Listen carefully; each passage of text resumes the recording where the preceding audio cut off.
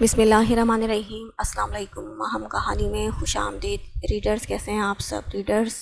اگر آپ ہمارے چینل پہ نئے ہیں تو پلیز چینل کو سبسکرائب کر دیجئے، اس سے یہ ہوگا کہ ہر نئی آنے والی ویڈیو کا آپ کو نوٹیفیکیشن ملتا رہے گا۔ اور اگر آپ کو اسٹوری اچھی لگے تو پلیز لائک کر دیا کیجئے اور کمنٹ کر کے ضرور بتایا کیجئے کہ آپ کو اسٹوری کیسی لگی۔ چلتے ہیں کہانی کی طرف۔ تابش، لوگ تمہاری وائف مجھے بلیم کر رہی ہے۔ کیا تابش ڈرتی نہیں ہوں آپ کے بیٹے سے؟ جو بات کرنی ہے ڈائریکٹ مجھ سے کیا کریں، میرے شوہر کو بیچ میں گھسیٹنے کی ضرورت نہیں ہے۔ حرم زبان بند رکھو، یہ سکھایا ہے میں نے تمہیں۔ سفینہ بیگم حرم کی ہٹ دھرمی پہ مشکل چلتے ہوئے برآمدے تک آئیں۔ امی آپ کیوں آ گئیں؟ میں آپ کی طبیعت تو پہلے ہی ٹھیک نہیں ہے۔ حرم فکر مند سی ان کی طرف بڑھی تو تائی کی سانس بحال ہوئی۔ گھر آئے گیسٹ کے ویت کیسا بیہیو کرتے ہیں آپ کی بیٹی کو یہ بھی نہیں پتہ۔ Very bad manners. تائی چلتے ہوئے کمرے تک آئیں۔ آپا میں شرمندہ ہوں۔ حرم غصے کی ذرا تیز ہے۔ امی آپ کیوں شرمندہ ہو رہی ہیں؟ ویسے بھی میں نے کوئی بدتمیزی نہیں کی، جیسے کو تیسا ہی ملتا ہے۔ مہمان اپنی مہمان نوازی خود کرواتا ہے۔ حرم زبان بند کر لو اب اپنی، اور جاؤ اپنی تائی کے لیے چائے بنا کر لاؤ، اتنی سردی میں آئی ہیں وہ۔ سفینہ بیگم نے کہتے ہوئے بے بسی سے تابش کو دیکھا، جس کا بے تاثر چہرہ ہر جذبے سے عاری تھا۔ گھر کے سامنے گاڑی رکتے ہی ظاہرہ کے چہرے پر خوف کے بادل لہرائے تھے، کیونکہ پہلی نظر تائی کی گاڑی سے ٹکرائی تھی اور ارشمان نے اس کی پریشانی بھانپتے ہوئے گاڑی کا دروازہ کھول کر باہر نکلنے کا اشارہ کیا تھا۔ میں ہوں نا، کچھ نہیں ہوگا، یہ وہ الفاظ تھے جو ظاہرہ کے دل میں گردش کرتے ڈر کو کم کرنے کا باعث بنے تھے۔ ارشمان کی باہوں میں ظاہرہ کو دیکھ کر تائی سمیت سب کی آنکھیں باہر آنے کو تھیں اور ظاہرہ کی نگاہیں جھک چکی تھیں۔ کیا ہوا ہے ظاہرہ کو؟ حرم نے اس کی طرف بڑھتے ہوئے پریشانی سے دریافت کیا۔ پاؤں زخمی ہیں، ارشمان نے کہتے ہوئے اسے سفینہ بیگم کے پاس بٹھایا تو سفینہ بیگم روتے ہوئے اسے خود میں بھیج گئیں اور چٹاچٹ چومنے لگی تھیں۔ کہاں چلی گئی تھی میری بچی؟ تیری ماں نے تو پہلے بہت دکھے دیکھے ہیں، اب مزید سکت نہیں رہی اس بوڑھی جان میں۔ امی اب میں آ گئی ہوں نا، سب ٹھیک ہو جائے گا، ظاہرہ نے ان کے آنسو پوچھتے ہوئے کانپتے لبوں سے کہا تھا۔ یہ اچھا ہے ڈاٹر، 2 نائٹس آؤٹ ڈور گھر گزار کے آئی ہے، گھر کے باہر گزار کے آئی ہے اور بنا پوچھ گچھ کے سینے سے لگایا جا رہا ہے۔ وہ ارشمان کی نظریں خود پر مرکوز دیکھ تائی نے الٹا الزام دھرا تھا۔ کیا مطلب ہے آپ کا؟ ارشمان نے شہادت کی انگلی ماتھے پر رب کرتے ہوئے ناسمجھی سے پوچھا۔ مطلب نیٹ اینڈ کلین ہے کہ 2 راتیں یہ کس کے ساتھ تھی؟ آپ کے سامنے ہی تو ظاہرہ کو کڈنیپ کیا گیا تھا۔ وہ لفظوں پہ زور دیتا بولا۔ کڈنیپرز نے وہ آؤٹ اینی ڈیمانڈ کے چھوڑ بھی دیا۔ وہ کرمنلز تو اپنے مالک کے غلام تھے، حکم کے بغیر چھوڑنا ناممکن سی بات تھی۔ وہ تو میں نے کھوج لگا کر ظاہرہ کو تلاشا اور بڑی مشکل سے ان کے جنگل سے نکل کر واپس لوٹے ہیں۔ وہ اچٹتی نگاہ ڈالتے ہوئے کہنے لگا۔ تائی کا رنگ پھک ہوا تھا۔ تم وائے گئے ظاہرہ کے پیچھے، تمہارا واٹ ریلیشن تھا اس سے؟ Tell me. ظاہرہ نے خود کو رونے سے باز رکھتے ہوئے ارشمان کو دیکھا، جو جبڑے بھیجے اسے ہی دیکھ رہا تھا۔ جب خون کے رشتے ہی دشمن بن جائیں اور مشکل سے نکالنے میں نااہل ہونے لگیں تو اکثر انسانیت کے ناطے جڑے رشتے جاگ جایا کرتے ہیں، اور ویسے بھی میں آپ کو جواب دینا ضروری نہیں سمجھتا۔ کہیں اس سب کے پیچھے تمہارا ہی تو ہاتھ نہیں تھا؟ کڈنیپنگ کا ڈھونگ رچا کر کہیں دونوں فقرہ ادھورا چھوڑتے ہوئے مسکراہٹ اچھالی گئی اور ظاہرہ کے چہرے پہ تلخ مسکان نمودار ہوئی تھی۔ بعض دفعہ سچائی جانتے ہوئے بھی ہم خاموش ہو جاتے ہیں، یہ دیکھنے کے لیے کہ سامنے والا کس حد تک گر سکتا ہے۔ ظاہرہ بھی یہی دیکھ رہی تھی کہ خود کو بچانے کی خاطر تائی مزید کتنا گر سکتی ہیں اور کتنا کیچڑ اچھال سکتی ہیں اس کے کردار پہ۔ مما بس کر دیں، بجائے شکر ادا کرنے کے کہ ظاہرہ صحیح سلامت لوٹ آئی ہے، آپ کیسی کیسی باتیں کر رہی ہیں۔ تابش کے ضبط کا پیمانہ لبریز ہوا تھا۔ ہمیں کیا پتہ کہ صحیح سلامت لوٹی ہے یا؟ آپ کی ہمت بھی کیسے ہوئی ظاہرہ کے بارے میں ایسی بات کرنے کی؟ اگر میں چپ ہوں تو بولنے پر مجبور مت کیجیے مجھے، کیونکہ پھر آپ بولنے کے قابل نہیں رہیں گی، ارشمان کرختگی سے چلایا۔ گاڑی میں اس کا انتظار کرتے ارم خان اور چاچو اس کے واپس نہ لوٹنے پہ گھر کے اندر آئے تھے، مگر ارشمان کو بھڑکتے ہوئے دیکھ کر دونوں نے ناسمجھی سے ایک دوسرے کو دیکھا تھا۔ ارشمان محمود عالم کی آواز پہ وہ جھٹکا کھا کر پلٹا تھا۔ چاچو آپ بتائیں انہیں کہ آپ دونوں بھی ہمارے ساتھ تھے۔ محمود عالم کو دیکھ کر تائی کا گلا خشک ہوا تھا۔ دیکھیں بھائی صاحب، عورت ذات ہے، پیپل 1000 ٹائپس کے کوسچن آسک کریں گے، دین ہم کیا آنسر دیں گے؟ انہیں مسکینیت طاری کرتے ہوئے پوچھا گیا۔ محمود عالم کچھ پل تائی کے مکروہ چہرے کو تکتے رہے، پھر سفینہ بیگم کی طرف متوجہ ہوئے تھے۔ آپ کو لوگوں کی باتوں پہ دھیان نہیں دینا چاہیے، آپ کی بیٹی ہیرا ہے، ہیرا اور ہیرے کی قیمت سونار کو ہی معلوم ہوتی ہے، نہ کہ ہر لوکل انسان کو۔ رہی بات لوگوں کو جواب دینے کی، تو ہمارا بیٹا اکیلا ہی سوا سیر ہے، ہم جلد ہی ارشمان کے لیے زائرہ کو مانگنے آئیں گے، مجھے امید ہے کہ آپ ہمیں نا امید نہیں لوٹائیں گی۔ وہ تائی کو لوگوں کا ٹائٹل دیتے ہوئے سفینہ بیگم کو جواب طلب نظروں سے دیکھ رہے تھے۔ سفینہ بیگم نے آنسو پونچھتے ہوئے ہاں میں گردن ہلائی تھی۔ ہم جلد دوبارہ آئیں گے، وہ کہتے ہوئے دروازے کی طرف بڑھے تھے، اور حیران سا ارشمان ایک نظر لب کاٹتی زائرہ پہ ڈالتا اپنے چاچو کے پیچھے گیا تھا۔ منہ بند کر لیں، مکھی چلی جائے گی۔ حرم جو منہ کھولے سب سمجھنے کی کوشش کر رہی تھی۔ ارم خان کے کہنے پہ لب بھینچ گئی۔ میری ہونے والی بھابھی کا خیال رکھیے گا، مس مرچ مسالہ بتیسی کی نمائش کرتا ارم خان ارشمان کے پیچھے بھاگا تھا۔ چاچو آپ ایسا کیسے کر سکتے ہیں؟ ارشمان گاڑی میں بیٹھتا ناراضگی سے پوچھنے لگا۔ کیسا بھتیجے؟ وہ انجان بنے، آپ تو جیسے جانتے ہی نہیں۔ ارشمان نے سر جھٹکا۔ تبھی ارم خان آ کر ڈرائیونگ سیٹ پہ بیٹھا تھا۔ اگر تم نہیں چاہتے تو میں ابھی جا کر اپنے الفاظ واپس لے آتا ہوں۔ چاچو کے ہاتھ دروازے کی طرف بڑھے تھے۔ اب ایسا بھی نہیں کہہ رہا ہوں، میں خود کو لاپرواہ ظاہر کیا گیا، دل میں تو لڈو پھوٹ رہے ہوں گے، اور منہ ایسا بنایا ہے جیسے پرواہ ہی نہ ہو۔ میں ڈائریکٹ بوڑھا نہیں ہوا، اس عمر سے گزر کر یہاں تک پہنچا ہوں، اور ایک شخص یوں ہی اپنی جان جوکھے میں نہیں ڈالتا۔ محبت بہت نڈر ہوتی ہے، اپنے محبوب کے لیے لڑنے مرنے پہ تیار ہو جاتی ہے، دیکھے بنا کہ مخالف کتنا طاقتور ہے۔ چاچو ایسا کچھ بھی نہیں ہے، ارشمان دل ہی دل میں ان کے ایک ایک لفظ پہ ایمان لاتا کہنے لگا، جبکہ ارم خان مسکراتے ہوئے گاڑی اپنی منزل کی جانب رواں کر چکا تھا۔ ارم خان گاڑی روکو، میں ابھی زائرہ کی والدہ سے معذرت کر کے آتا ہوں۔ چاچو آپ تو بلیک میلنگ پہ اتر آئے ہیں، تم بھی مان جاؤ نا کہ اس سے شادی کے خواہش مند ہو۔ میں نے انکار کب کیا ہے؟ وہ شرارتاً پوچھنے لگا۔ ویسے چاچو کیا کرارا جواب دیا آپ نے، اور موقع پہ چوکا مارتے ہوئے لڑکی کی ماں کو بھی راضی کر لیا۔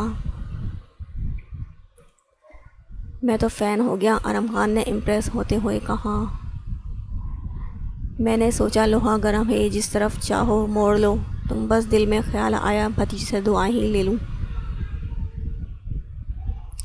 بیچارہ کب تک کنوارا رہے گا؟ 2-4 سال مزید گزر گئے تو لڑکیاں انکل کہہ کر انکار تھما جائیں گی، اور ہمارا ارشمان انکل چھڑا بن کر رہ جائے گا۔ میں آپ کا تہہ دل سے مشکور ہوں چاچو، بس گھر جانے دے، پاؤں دھو کر پیوں گا، ارشمان نے دہلتے دل سے جواب دیا تھا۔ تو وہ سرشاری سے مسکرانے لگے تھے۔ دادا تو ارشمان کو گلے لگاتے رونے لگے تھے۔ پورے لاؤنج میں فس و خیز سا ماحول چھا گیا تھا۔ دادا بس کریں، کچھ آنسو اس کی رخصتی کے لیے بھی بچا کر رکھیں۔ ارم خان نے دادو کے کندھے پر ہاتھ رکھا تو ارشمان مسکراتے ہوئے علیحدہ ہوا تھا۔ دوبارہ کبھی کہیں جانے کا ارادہ ہو تو پہلے انفارم کر دینا، تاکہ ہمیں بھاگ دوڑ نہ کرنا پڑے۔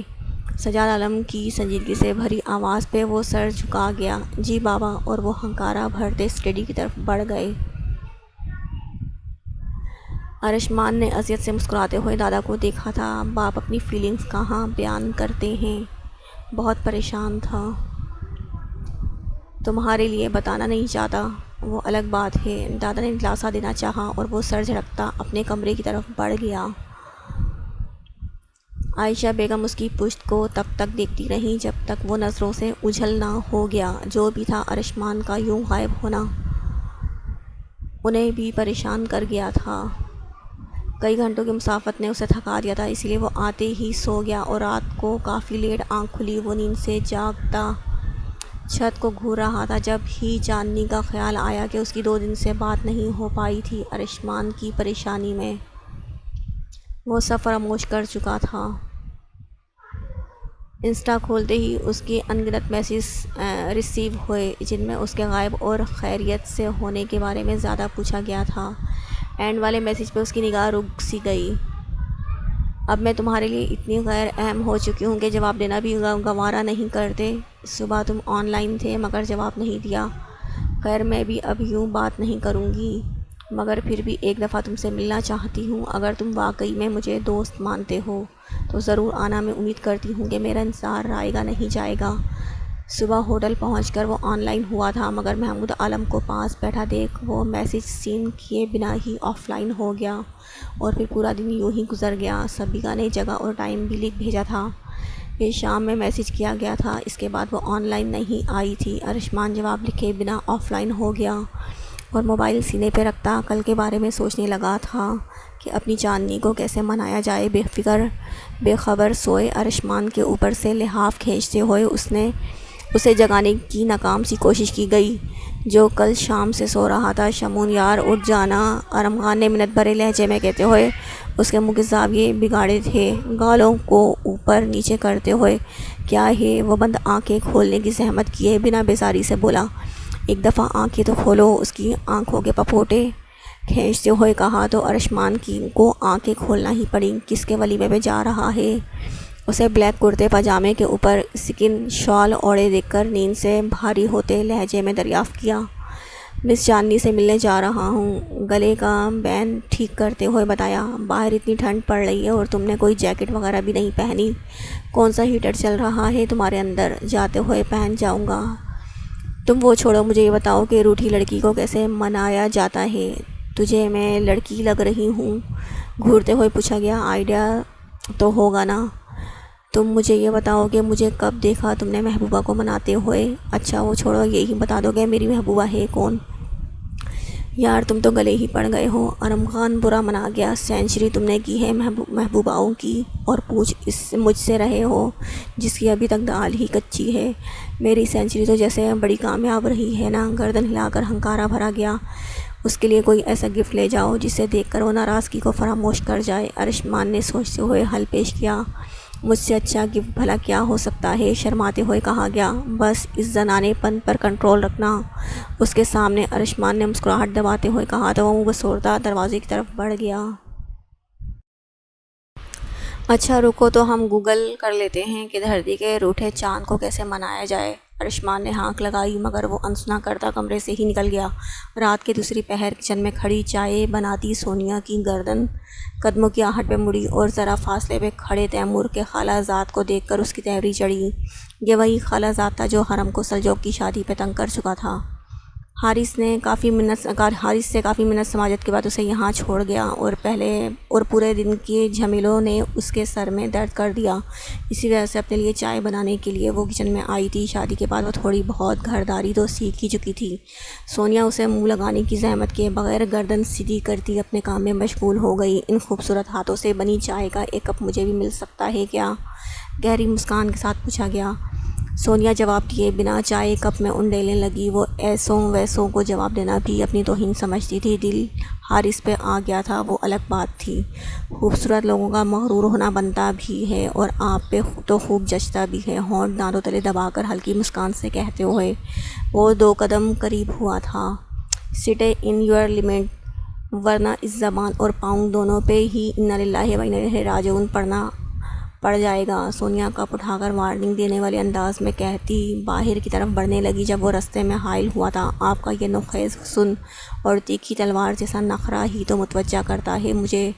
روز آپ کی ویڈیو دیکھتا ہوں، کیا ڈانس کیا تھا سلجوق کی شادی پہ۔ جیسے جیسے کمر انگڑائی لیتی ہے ویسے ہی اس مریض کا دل انگڑائی لیتا ہے۔ ہائے ہم تو آہیں ہی بھر سکتے ہیں قدرت کے شاہکار کو دیکھ کر۔ ذرا سا سونیا کی طرف جھکتے ہوئے کمینگی سے کہا گیا۔ سونیا کے ہاتھ میں پکڑا کپ ہاتھ کے لرزنے سے ذرا سا لرزا تھا۔ دل خوف سے تھر تھرانے لگا مگر خود کو مضبوط ظاہر کرتے ہوئے ہاتھ میں پکڑے بھاپ اڑاتے چائے کے مگ کو اس کے دل کی طرف جھٹکا۔ اور چائے چھلک کر اس کے سینے کو داغدار کرنے کے ساتھ اس کی سسکاری نکال گئی۔ اب تمہارا دل اچھے سے آہیں بھرے گا لوفر انسان، مجھ سے پنگا مت لینا، بہت برا پیش آؤں گی۔ بیہودہ آدمی کرختگی سے کہتی مگ وہیں سلیپ پہ پڑکتی کچن سے نکلی تھی، مگر دروازے کی اوٹ میں کھڑی اپنی مما کو دیکھ کر اس کے لب آپس میں پیوست ہوئے تھے، اور سونیا شکایتی نظروں سے انہیں دیکھتی اپنے کمرے کی جانب بڑھ گئی۔ اور کچن میں کھڑا نفوس درد سے کراہتا کچن سے نکلتا گیسٹ روم میں گم ہوا تھا۔ یہ پاؤں کیسے زخمی ہوئے؟ تابش نے حیرانی کی مورت بنی اپنی مما کو نظر انداز کرتے ہوئے ظاہرہ سے پوچھا تھا۔ زندگی کانٹوں کی سیج ہے اور اسے ہی عبور کرتے کرتے زخمی ہو گئی روح بھی اور پاؤں بھی، ٹوٹے لہجے میں جواب دیتی وہ حرم کو مایوس کن لگی۔ کچھ آئیڈیا ہے کہ کس کی حرکت تھی یہ؟ تابش کے پوچھنے پہ تائی کی ہوائیاں اڑی تھی۔ مجھے کنفرم ہے کہ یہ حرکت کس کی تھی، ظاہرہ نے تائی پہ طنزیہ نگاہ ڈالتے ہوئے کہا۔ نام بتاؤ مجھے جس کی یہ حرکت تھی، اس کی قبر وہیں کھودوں گا جہاں تمہیں یہ زخم ملے ہیں۔ وہاں قبر تو میں کب کی کھود چکی ہوں جہاں مجھے زخم ملے ہیں، اور اس سب میں جو چیز زخمی ہوئی ہے وہ میرا دل ہے، جسے مقابل پہ پاؤں کے زخم تو کچھ بھی نہیں ہے، اور اتنے بڑے دعوے بھی نہیں کیا کرتے جنہیں پایہ تکمیل تک پہنچانا ہمارے بس میں نہ ہو۔ تم مجھے الجھا رہی ہو، کھل کے بتاؤ کہ کہنا کیا چاہتی ہو، اور میں دعویٰ کر کے مکرنے والوں میں سے نہیں ہوں، چاہو تو آزما کے دیکھ لو۔ بعض اوقات ہمیں وہ بھی کرنا پڑتا ہے جسے کرنا ہم معیوب سمجھتے ہیں، اور بعض دفعہ ان باتوں سے بھی مکرنا پڑتا ہے جنہیں ہم پتھر پہ لکیر کہا کرتے ہیں۔ ویسے بھی سزا اور جزا دینا تو اس ذات کے کام ہے جس نے مجھے باعزت میرے اپنوں میں لوٹایا، اس لیے میں فیصلہ بھی خدا پر چھوڑتی ہوں جو سزا دینے پہ قادر ہے۔ سیدھے سے کہو نا کہ تم بتانا ہی نہیں چاہتی۔ تابش کو ظاہرہ کا انداز کھٹک رہا تھا۔ یہی سمجھ لو۔ ظاہرہ نے لاپرواہی سے کندھے اچکائے۔ چلو بیک ٹو ہوم چلیں، ہمیں نیڈ ہی کیا ہے دوسروں کے میٹرز میں لیگ پھنسانے کی۔ تائی کا سکتہ ٹوٹا تو تابش سے کہنے لگی مما میں آ جاؤں گا حرم کو لے کر۔ تابش کے کہنے پہ ظاہرہ نے چونک کر دیکھا، دل میں خوشی کی کوپل پھوٹی تھی کہ حرم کی شادی ہو چکی ہے۔ وائف کے پلو سے چپکے رہنا اب مدر تو کوئی ویلیو ہی نہیں رکھتی رہی۔ تائی کے چہرے پہ زمانے بھر کی مظلومیت سجاتی دروازے کی طرف بڑھ گئیں، اور کسی نے بھی انہیں روکنے کی کوشش نہ کی تھی۔ آہان کہاں ہے؟ ظاہرہ کو وہ نظر نہ آیا تو بے چینی سے پوچھا۔ تمہارے آنے سے پہلے ہی گھر سے نکلا ہے، آنے والا ہی ہوگا۔ حرم کہتے ہوئے اس کے قریب آ بیٹھی۔ میرے پاس مت بیٹھو بے وفا لڑکی، بہن کے بغیر ہی قبول پڑھ لیا، مجھے تم سے یہ امید ہرگز نہ تھی۔ ظاہرہ مصنوعی ناراضگی سے کہتی سفینہ بیگم کی طرف منہ موڑ گئی۔ مجھے زبردستی اس منحوس مارے نے راضی کیا تھا، ورنہ تم تو جانتی ہو میں ایسا کیسے کر سکتی ہوں۔ وہ روانی میں بول گئی، مگر جلدی اپنی غلطی کا احساس ہو گیا جب سفینہ بیگم جوتا اٹھانے کے لیے بیڈ سے نیچے جھکی اور پرسوچ بیٹھے تابش کے لب مسکرائے تھے۔ سوری سفینہ بہن، میں بھول گئی تھی، یہ آپ کا داماد ہے۔ صرف میرا داماد نہیں، تیرا شوہر بھی ہے، اور ایسی واہیات بولنے والی بیوی کو اللہ بھی سخت ناپسند کرتا ہے۔ دوبارہ خیال رکھوں گی کہ آپ کے داماد کو آپ کے سامنے عزت سے مخاطب کروں۔ نہایت ادب سے کہتی کمرے کی حدود سے باہر نکلی تھی۔ مجھ میں اٹھنے کی ہمت ہوتی تو گندی اولاد کی پڑ زبان کو بند کر دیتی۔ نہ شوہر کی حیا نہ ماں کا۔ چچی جان آپ خود کو کیوں تھکا رہی ہیں؟ سمجھایا ان کو جاتا ہے جن سے امید ہو کہ سمجھ جائیں گے۔ تابش نے مسکراہٹ دباتے ہوئے چمکتی نگاہوں سے حرم کو دیکھا۔ تم جو پٹیاں پڑھاتے ہو نا، بعد میں یہ پھندا بن کر میرے گلے میں لٹکائی جاتی ہیں۔ شریک تو آگ لگا کر چلے جاتے ہیں، بعد میں جھلسنا تو مجھ معصوم کو پڑتا ہے۔ تیرے جیسی دو چار معصوم اور اس دنیا میں آ گئی تو قیامت کی تمام تر نشانیاں پوری ہو جائیں گی، پھر اس دھرتی کو ریزہ ریزہ ہونے سے کوئی بچا نہ پائے گا۔ سفینہ بیگم سر تھامتے ہوئے بولی، اپنی اولاد کے علاوہ سبھی پارسا نظر آتے ہیں آپ کو، بس میں نے بھی چلی جانا ہے، پھر جب تک خود نہیں کہیں گی واپس نہیں آؤں گی۔ کچن میں کھڑی حرم نے کہتے ہوئے زور سے برتن پڑھتے تھے، اور سفینہ بیگم سرنامے ہلا کر رہ گئیں۔ وہ گیلے بالوں کو سلجھاتی مرر میں اپنا عکس دیکھ رہی تھی جب سامی پیچھے سے نمودار ہوا، اور اسے دیکھ کر وہ حیرانی سے پلٹی تھی۔ تم اتنی جلدی کیوں آ گئے؟ بالوں کو کندھوں سے پیچھے کرتے ہوئے پوچھا گیا۔ بس دل نہیں لگ رہا تھا، یونہی میں منہ بسوڑتے ہوئے بتایا گیا۔ یقیناً آج وہ نہیں آئی ہوگی۔ فجر نے اندازہ لگاتے ہوئے پوچھا، کتنا یقین ہے آپ کو اس کے ہونے کا؟ اس کے پر زور دے کر کہا گیا، ویسے بھی اس کے آنے یا نہ آنے سے فرق نہیں پڑتا کیونکہ وہ تو ہمیشہ یہاں رہتی ہے۔ فجر کا ہاتھ پکڑ کر دل کے مقام پہ رکھا گیا۔ دھک دھک کرتی دھڑکنوں کی دھن میں رقص کرتی اس کے سچے جذبات، فجر کچھ پل کے لیے ساخت سی ہو گئی اور دل الگ ہی راگ میں الپنے لگا تھا۔ چشمے کے نیچے جھانکتی اس کی گرے آنکھیں نظام شمسی کا حسین ترین نظارہ پیش کر رہی تھی۔ فجر نے پزل ہوتے ہوئے ہاتھ کھینچا اور اپنا دوپٹہ تلاشنے لگی جو پاس ہی بیڈ پر پڑا نظر آ رہا تھا۔ دل کی بگڑتی حالت نے قدموں سے جان نکال لی تھی۔ آہستہ قدموں سے چلتی بیڈ تک پہنچی مگر دوپٹہ اوڑھنے سے پہلے ہی سامی دوپٹہ پکڑ چکا تھا اور گہری جذبے لٹاتی نظروں سے اسے دیکھنے لگا جو اس کی جان نکالنے کے در پہ تھا۔ سامی خاموشی سے اپنے بیگ کی طرف بڑھا اور زپ کھول کر اندر سے ملٹی کلر کی نفیس سی شال نکال لی تھی۔ مجھے اچھی لگی تو میں نے آپ کے لیے لے لی، اگر آپ اوڑھیں گی تو مجھے اچھا لگے گا، یہ تو بہت پیاری ہے۔ فجر نے ستائشی نظروں سے دیکھتے ہوئے پکڑنی چاہی مگر وہ پیچھے کر گیا۔ فجر نے ناسمجھی سے اسے دیکھا۔ میں لایا ہوں تو میں ہی اوڑھاؤں گا، روب سے کہتے ہوئے شال اس کے کندھوں پہ پھیلائی تھی۔ کیسی لگ رہی ہوں؟ شوق انداز میں دریافت کیا گیا۔ خریدنے سے پہلے امیجن کیا تھا آپ اس شال میں کیسی لگیں گی مگر میری امیجنیشن حقیقت سے زیادہ خوبصورت نہیں ہے۔ ہائے تم تو پورے شوہر بنتے جا رہے ہو، مسکے لگانے بھی سیکھ گئے ہو۔ فجر آئینے میں خود کا جائزہ لیتی منمنائی، آپ آدھی بیوی بھی نہیں بنی جبکہ میں پورا شوہر بن چکا ہوں۔ بیوی ہوتی ہے، یہ آدھی پوری کیا ہوتی ہے؟ ناک پہ بل ڈالتے ہوئے ہونٹ اکٹھے کر کے پوچھا گیا۔ ایسے مت کیا کریں۔ سامی نے فجر کی ناک کھینچتے ہوئے روکا تو اس نے اشارے سے پوچھا، کیوں؟ کیونکہ آپ شگوفہ لگتی ہیں سچی بتاؤ؟ فجر نے پوچھتے ہوئے آئینے کے سامنے دوبارہ وہی عمل دہرایا تھا۔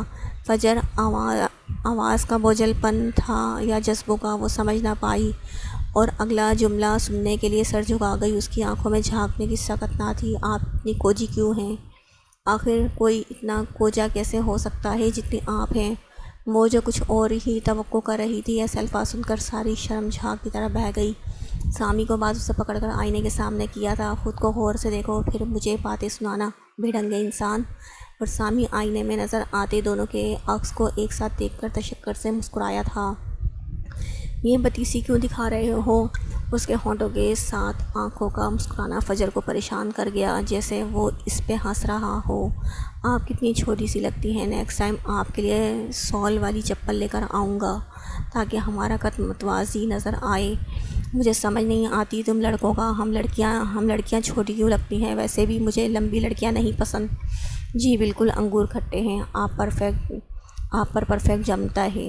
سامی نے اس کے شانے پہ ہمیشہ کی طرح چپت رسید کی تھی۔ جب آپ سے کوئی بات نہیں بن پڑتی تب سامی کو ہی دانتوں تلے چبا کر غصہ نکال لیتی ہیں اور رہی صحیح کسر مجھ معصوم پر تشدد کر کے نکال لی جاتی ہے۔ اب مجھے بتائیں، ایسی ہنگامی صورتحال میں بیچارہ سامی جائے تو کہاں جائے؟ شکر کرو میں یہیں پہ بس کر جاتی ہوں، ورنہ بیویاں تو بہت ظالم ہوتی ہیں۔ ابھی کچھ دن پہلے ہی میں نے ایک خبر پڑھی تھی کہ شوہر سے عاجز بیوی نے اپنے شوہر کو مار کر کئی ٹکڑوں میں تقسیم کرنے کے بعد گھر کے تمام کونوں میں پھینک دیا۔ انداز خبردار کرنے والا تھا۔ سامی کی مسکراہٹ مزید گہری ہوئی۔ میری بیوی بھی بہت مجھ پہ ظلم ڈھاتی ہے، وہ جسمانی نہیں روحانی ضربے لگاتی ہے۔ افسوس سے کہتے ہوئے آنکھوں سے نہ نکلنے والے آنسو پہنچے تھے۔ تمہیں میں ظالم لگتی ہوں؟ حیرت سے پوچھا گیا۔ سامی نے ہاں میں سر ہلاتے ہوئے اس کی پیشانی پہ عقیدت بھرا لمس چھوڑا تھا۔ بہت ظالم ہے آپ، سرگوشی میں کہتا اس سے دور ہوا تھا اور فجر کے چہرے پہ بکھرے دھنک کے رنگوں کو غور سے دیکھنے لگا۔ کچن بکھرا پڑا ہے، ابھی سالن بھی بنانا ہے، یہ کہتے ہوئے اگلے ہی پل وہ کمرے سے باہر تھی۔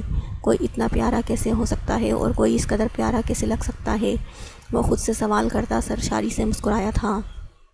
اس بار سفینہ نے اسے آبادی سے دور جھیل کے کنارے آنے کا کہا تھا تاکہ دونوں سکون سے بات کر سکیں، اور اس بار کوئی بھی ان کے بیچ نہ آ سکے، اور ساتھ میں یہ بھی کہا تھا کہ وہ سیاہ لباس پہن کر آئے، میں بھی سیاہ لباس پہن کر آؤں گی تاکہ دونوں کو پہچاننے میں دقت نہ ہو۔ بنائی گئی جگہ پر پہنچ کر ارم خان نے جا بجا نظر دوڑائی مگر سیاہ لباس میں کوئی دوشیزہ اکیلی نظر نہ آئی۔ وہاں رش بھی نہ ہونے کے برابر تھا۔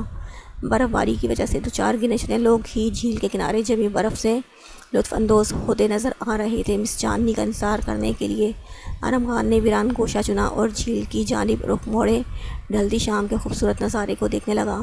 سبیکا نے مطلوبہ جگہ پہنچ کر ارد گرد نظر دوڑائی مگر اسے وہاں کوئی اکیلا شخص نظر نہ آیا۔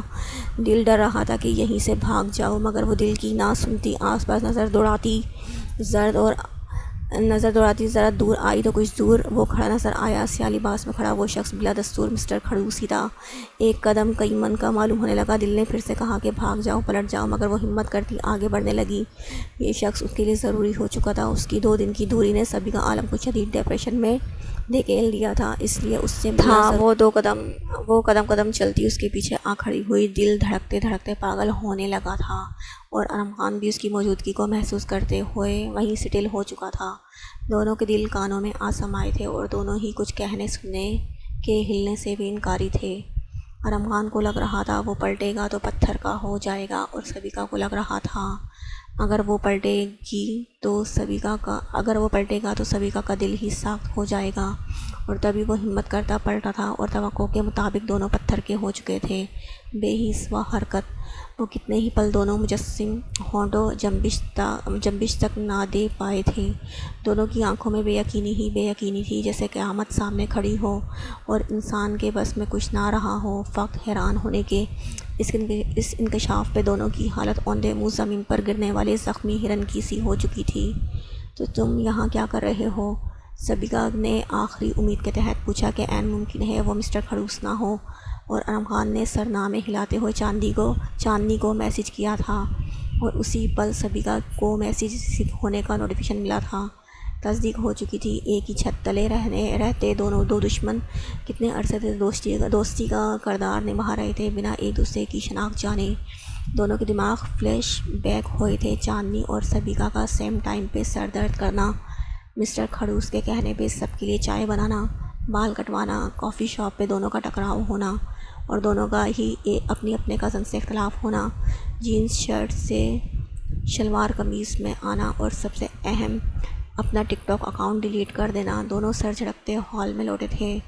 نہیں، تم میرے انٹرنیٹ والے دوست نہیں ہو سکتے۔ وہ سرنامے ہلاتی چند قدم پیچھے ہٹی تھی۔ ایسا جھٹکا تو آسمانی بجلی گرنے سے بھی نہیں لگتا جیسا دونوں کو اس پر لگ چکا تھا۔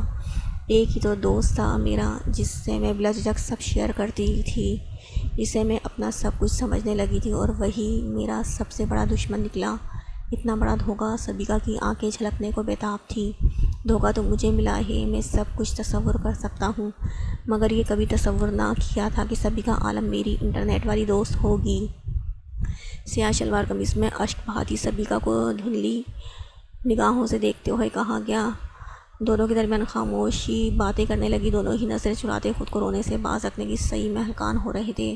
کاش میں ہمیشہ کے لیے لائن رہتی مسٹر کھڑوس کے پیچھے چھپے مسٹر ارم خان سے تو کس نے کہا تھا ملنے کو؟ ہاں تو 2 دن سے غائب تھے، بنا بتائے ٹینشن ہو رہی تھی، بس غصے میں ملنے کا بول دیا تاکہ مل کے تمہاری پرابلم پوچھ سکوں، مگر مجھے کیا علم تھا کہ میں خود مسئلے میں پھنس جاؤں گی۔ سوری، مسئلے نہیں مسائل۔ میرا تو دل ہی اچاٹ ہو گیا اس سوشل میڈیا سے۔ میں نے یہ موبائل ہی توڑ دینا ہے جس کی بدولت ہم دوست بنے۔ بکھرے لہجے سے کہتے ہوئے موبائل زمین پر پٹکا تھا۔ اس بیچارے کا کیا قصور؟ توڑنا ہی ہے تو اپنی انگلیاں توڑو جنہیں زیر استعمال لاتے ہوئے مجھے الو بناتی رہی ہو، اور میں بھی بنتا رہا۔ آنکھوں میں دھول تو تم نے جھونکی ہے، جھوٹے فریبی انسان۔ میرا نام سائم ہے۔ میں سبیکا کو اس لیے جانتا ہوں کیونکہ وہ میری یونی میں پڑتی ہے۔ وہ اس کی نقل اتارتے ہوئے کٹے دل پر لیمو چھڑکا گیا تھا۔ ہاں جی، تم تو صادقہ ہو، تم نے فوراً بتا دیا تھا کہ میں ہی سبیکا ہوں۔ ارم خان نے ہنکارہ بھرتے ہوئے سر جھٹکا۔ زندگی میں پہلی دفعہ میں اس قدر سرپرائزڈ ہوئی ہوں کہ دل ہی کرچی کرچی ہو کر سینے میں گھب گیا ہے۔ تمہاری جگہ کالونی کا پلمبر ہوتا تو شاید مجھے اتنا دکھ نہ ہوتا جتنا تمہیں دیکھ کر ہو رہا ہے۔ قسم سے دل کر رہا ہے اس جھیل میں ڈوب کر اپنی جان ہی دے دوں۔ دل کی بات پہ فوراً لبیک کہنا چاہیے، شاید اس طرح ہی غم کچھ ہلکا ہو جائے کہ جس کے لیے سب دوستوں سے منہ موڑا وہ اس دنیا سے ہی منہ موڑ چکی ہے۔ ارم خان نے افسردگی سے کہا، تم ہی ڈوب مرو اس جھیل کے ٹھنڈے پانی میں۔ جب سے دنیا میں آئے ہو جینا حرام کر رکھا ہے۔ اتنی مشکل سے اتنی دل فریب خوشی ملی، مگر وہ بھی دیر پا نہ تھی۔ بس کرو، کیوں زخموں پہ کالی مرچ چھڑک رہی ہو؟ دل تو پہلے ہی خون کے آنسو رو رہا ہے۔ سردی بڑھ رہی ہے، چلو گھر چلیں۔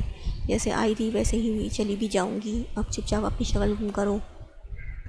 جسے دیکھ کر اپنی حماقت پہ کہہ لگانے کا دل کر رہا ہے۔ میں تو جیسے تمہارے دیدار کے لیے مرا جا رہا ہوں نا۔ میں خود حیران ہوں کہ اتنا عرصہ تم سے بات کرتا رہا، تم سے انداز خاصا مذاق اڑانے والا تھا۔ مجھے افسوس ہو رہا ہے تمہیں اپنی دوست مانتی رہی تمہیں، جبکہ تم تو بات کرنے کے بھی قابل نہیں ہو۔ دوستی تو بہت دور کی بات رہی، دانت پیستے ہوئے کہتی، جھک کر اپنا موبائل اٹھاتی دوسری طرف چلنے لگی تھی۔ پھینکا تو بڑے غرور سے تھا، جیسے دوبارہ اٹھاؤ گی نہیں۔ ارم خان نے اس کے موبائل اٹھانے پہ طنز سے گھورا تھا تو سبھی گانے پلٹ کر نہ جانے کیا بڑبڑاتے ہوئے ارمان کو خونخوار نظروں سے اس کے جاتے ہی ارمان نے پتھر اٹھا کر جھیل میں پھینکتے ہوئے گزرے وقت کو یاد کر کے خود پہ کہا لگایا تھا، آج کے بعد اس جھیل کی طرف آنکھ اٹھا کر بھی نہیں دیکھوں گا۔ سارے ارمان انگڑائی لینے سے پہلے ہی ہمیشہ کے لیے بہا دیے۔ ایک روٹھی نظر منہ چڑھاتی جھیل پہ ڈالتے ہوئے واپسی کی راہ لی تھی ہمیشہ کے لیے۔ سونیا اٹھو یار، حارث کب سے تمہارا انتظار کر رہا ہے، کب سے ڈھیٹ بن کر لیٹی۔ سونیا حارث کے نام پہ جھٹکا کھا کر اٹھی تھی۔ پہلے کیوں نہیں بتایا؟ ناراضگی سے زونی کو گھورتی واش روم کی طرف بھاگی تھی اور زونی نے حیرانی سے اس کی جلد بازی دیکھی۔ محبت انسان کو کتنا بدل دیتی ہے، اس نے سوچتے ہوئے سر جھٹکا تھا۔ میں سو رہی تھی، لاؤنج میں بیٹھے حارث کے ساتھ لگتے ہوئے وہ ذرا شرمندگی سے بتانے لگی، اور سامنے صوفے پہ تیمور کے ساتھ بیٹھے اس کے کزن نے لودتی نگاہوں سے سونیا کو گھورا تھا۔ حارث میاں نوکری کیسی جا رہی ہے؟ عثمان افندی نے لاؤنج میں آتے ہوئے حال احوال کے بعد پوچھا۔ شکر ہے اللہ کا، بہترین، مسکراتے ہوئے جواب دیا گیا۔ اگر تم ہماری کمپنی میں رہتے تو فائدے میں رہتے، مگر خیر قسمت تمہاری، قسمت تو میری بہت پیاری ہے۔ سونیا کا حوالہ دیتے ہوئے وہ انہیں لاجواب کر گیا اور سونیا کے لبوں کو خوبصورت سی مسکان سے چھوا تھا۔ قسمت بیوٹیفل ہے تبھی تو اتنی ایگو دکھاتے ہو، ورنہ تم لائق ہمارے دم چھلے بننے ہمارے فرنٹ بیک اراؤنڈ چکر لگاتے نہیں تھکتے۔ تائی جلی کٹی سنانے سے باز نہ آئی تھی، مکھیاں تو گند پہ ہی منڈلاتی ہیں۔ خیر چلیں مسز، حارث نے اٹھتے ہوئے پوچھا، اور تائی دانت پیس کر رہ گئی؟ سونیا سر ہلاتی اپنی مما اور بابا سے ملتی اس کے ساتھ قدم ملاتی راہداری عبور کرنے لگی۔ پیچھے بیٹھے نفوس بھونچال رہ گئے، جن میں تائی اور ان کا بھانجا شامل تھا۔ وہ یونی سے لوٹا تو فجر کو کمرے میں نہ پا کر اوپر چلا آیا، کیونکہ ساجدہ بیگم بھی دکھائی نہیں دے رہی تھی۔ فجر کے کمرے میں آتی آوازیں کسی اور نفس کے ہونے کا پتہ دے رہی تھیں، اسی لیے کھلے دروازے پہ دستک دیتا کمرے میں داخل ہوا تھا۔ امی کہاں ہیں؟ زبان پہ جو آیا پوچھ ڈالا۔ مامی تو ہمسائے میں گئی ہیں، تمہیں بھوک لگی ہوگی، میں روٹی بنا دیتی ہوں۔ یہ تمہارا دیور ہے نا جو اکثر کالج سے لینے بھی آتا تھا؟ وہ لڑکی فجر کے ساتھ کالج میں پڑھاتی تھی جو شادی میں نہ آ سکی، اور اس کے بعد فجر بھی کالج نہ گئی تو گھر میں ملنے چلی آئی، اسی لیے حقیقت سے نہ آشنا تھی۔ یہ شوہر ہے میرا، کہنے کو تو 4 لفظ تھے، مگر فجر کو اس پل عذاب معلوم ہوئے تھے اور ان کی گردن جھٹکے سے سامی کی جانب مڑی تھی۔ تم نے اس سے شادی کی ہے؟ انداز چونکنے والا تھا۔ فجر نے سر ہلاتے ہوئے جرم کا اعتراف کیا تھا، اور سامی کی آنکھوں میں مرچی سی بھرنے لگی تھی، اس لیے مزید ایک پل رکے وہ کمرے سے نکل گیا تھا۔ تمہاری شادی تو اس ڈیشنگ بندے کے ساتھ ہونے والی تھی نا؟ اپنے دیور سے تو تم بڑا ہی چڑھتی تھی، پھر کیسے یہ سب؟ یہ آخری الفاظ تھے جو سامی نے نیچے کی طرف بڑھنے سے پہلے سنے تھے۔ حارث کسی اور لڑکی کو پسند کرتے رہے بس اسی لیے۔ خیر تم چھوڑو اس ٹاپک کو، یہ بتاؤ کیا منگواؤں تمہارے لیے؟ فجر نے جان چھڑانے والے انداز میں کہا تو اس نے بھی اتنا مناسب نہ سمجھا۔ اتنا کچھ تو کھلا چکی ہو، بس اب میں چلتی ہوں۔ وہ کھڑی ہوتی بولی تو فجر نے اسے روکنا چاہا، مگر پھر آنے کا کہتی ہمراہی سے نیچے کی طرف بڑھی تھی۔ اپنے دوست کو الوداع کہنے کے بعد وہ کمرے میں آئی تو سامی کو اوندھے منہ بیڈ پر آڑا ترچھا لیٹے پایا۔ سامی، فجر نے پریشانی سے پکارا، مگر کوئی جواب نہ پا کر اسے تشویش ہونے لگی۔ سامی تم ٹھیک ہو؟ کندھے سے پکڑ کر ہلاتے ہوئے پوچھا تو وہ اس کا ہاتھ جھٹک گیا، مگر منہ سے کچھ نہ بول پایا۔ سامی ادھر دیکھو، اسے سیدھا کرنے کی کوشش کرتے ہوئے بے چینی سے بولی، لیکن اگلے ہی پل سامی اس کی پہنچ سے دور ہوتا بیڈ سے اتر گیا، اور فجر نے ڈوبتے دل سے اس کی بھیگی آنکھیں دیکھی تھی۔ تم رو کیوں رہے ہو؟ حیرت سے پوچھتی اس کے روبرو آن کھڑی ہوئی۔ چلی جائیں یہاں سے پلیز، مجھے اکیلا چھوڑ دیں، منت بھرے لہجے میں کہتے ہوئے رخ موڑ لیا۔ کیسے چلی جاؤں؟ بتاؤ تو صحیح، ہوا کیا ہے؟ غصے سے پوچھتے ہوئے اس کا رخ اپنی جانب کرنا چاہا تو سامی نے اس کے ہاتھ جھٹکتے ہوئے دور دھکیلا اور بے جان مورت کی طرح بیڈ پہ جا گری۔ آپ مجھے جو چاہیں کہیں، میں نے کبھی مائنڈ نہیں کیا اور نہ ہی کبھی کروں گا، مگر میں یہ ہرگز گوارا نہیں کر سکتا کہ آپ اپنی دوست کے ساتھ مل کر میرا مذاق بنائیں۔ نہیں رہنا میرے ساتھ تو ہزار مرتبہ نہ رہیں، مگر یوں میری توہین مت کریں سامی، تم غلط سمجھ رہے ہو۔ فجر کو سمجھ نہ آیا کہ وہ کیا کہے۔ یہ سب کرنا تو اس کا مقصد ہرگز نہ تھا۔ ہاں، میں ہی ہر بار غلط کرتا ہوں، سوچ بھی میری ہی غلط ہوتی ہے، اور اس سے پہلے بھی میں بہت غلط ثابت ہو چکا ہوں اور غلط کر چکا ہوں۔ چلی جائیں یہاں سے۔ وہ ہر لحاظ سے بلائے طاق رکھتا بولا۔ سامی، تم کیسے بات کر رہے ہو؟ وہ رودنی کو تھی۔ چلی جائیں یہاں سے، تم بھی انداز اپنایا گیا۔ نہیں جاؤں گی، وہ ضدی پن سے بولتی کھڑی ہوئی تھی۔ میرا ضبط مت آزمائیں، چپ چاپ چلی جائیں یہاں سے، ورنہ میں کہیں دفع ہو جاؤں گا۔ نہ تم کہتی کہیں اسے جاؤ گے تیز اور چلا نہ ہی گئی۔ میں جا رہی ہنچے ہوں۔ جب روب کو مزید بھینچتے ہوئے فجر کو بیڈ پہ دھکیل کر خود اس کے اوپر جھکتے ہوئے اپنا چہرہ اس کے خوفزدہ ہوتے چہرے کے قریب لایا تھا۔ میری زندگی میں 100 دکھ ہیں، مگر یہ دکھ ہر دکھ پہ بھاری ہے کہ میری غربت آپ کو خوفزدہ کرتی ہے۔ ڈبڈبائی آنکھوں سے فجر کو دیکھتا کمرے سے نکلتا چلا گیا، اور فجر آنکھیں موندتے ہوئے آنسوں کی باڑھ کو ٹوٹنے سے نہ روک پائی تھی۔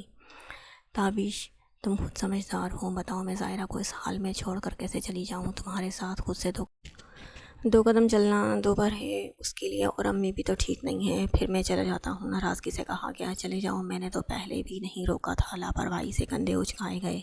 تم رہ لیتی ہو میرے بنا، تبھی تو ایسا برتاؤ کرتی ہو، مگر میرا کیا، جس کا دل ہی نہیں لگتا اب تمہارے بنا۔ زیادہ فلمی ہونے کی ضرورت نہیں ہے۔ درستگی سے بچھی چادر کو دوبارہ سے ٹھیک کرتے ہوئے وہ منمنائی تو تابش نے اسے کھینچ کر باہوں کے گہرے میں لیا تھا۔ کیا کر رہے ہو؟ کوئی آ جائے گا؟ آواز خود بخود کانپنے لگی تھی۔ جب بھی دل چاہے، میرا مطلب کچھ بھی چاہیے ہو تو مجھے کال کر دینا، یہ غلام حاضر ہو جائے گا۔ جاؤ گے تو آؤ گے نا، بے شرم انسان، ہر وقت مرچیں چبانا ضروری نہیں ہے یار، ذاتی شوہر ہوں تمہارا، کبھی تو پیار سے بات کر لیا کرو، وہ معصومیت سے کہتے ہوئے ہونٹوں کے قریب چمکتے سیاہ دل کو چھوا تھا۔ میرے سرتاج، آپ کو اب جانا چاہیے، کیونکہ ساس حضور ہوم میں اور سسر حضور آفس میں آپ کی راہ تک رہے ہوں گے، وہ ادب سے کہتے ہوئے۔ تابش کے ہونٹوں پہ گہری مسکراہٹ بکھیر گئی۔ اگر آفس نہ جانا ہوتا تو میں نے یہیں پہ ڈیرے ڈال لینے تھے، حرم کے نقوش کو محبت سے تکتے ہوئے اطلاع دی تھی۔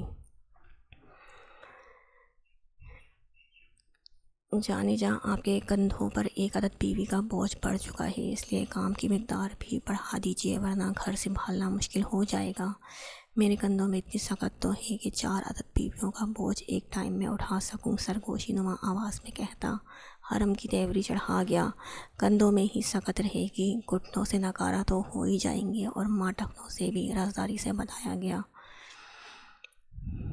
یار، تم کیا چیز ہو، ہر وقت توڑ پھوڑ کرنے پہ ٹکی رہتی ہو، کبھی تو جوڑنے اور جڑانے کی باتیں کیا کرو۔ آپ اب آفس جائیں، یقیناً آپ کو دیر ہو رہی ہوگی۔ اس کی پہنچ سے دور ہوتے ہوئے ہونٹوں کو کھینچ کر مسکرانے کی ایکٹنگ کرتی اس نے دروازے کی جانب اشارہ کیا تھا۔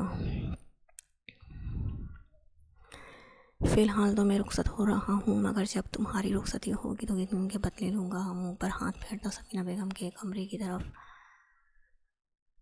بڑھا تھا، جہاں پہ ظاہرہ بھی پہلے سے موجود تھی، جبکہ احان اسکول جا چکا تھا۔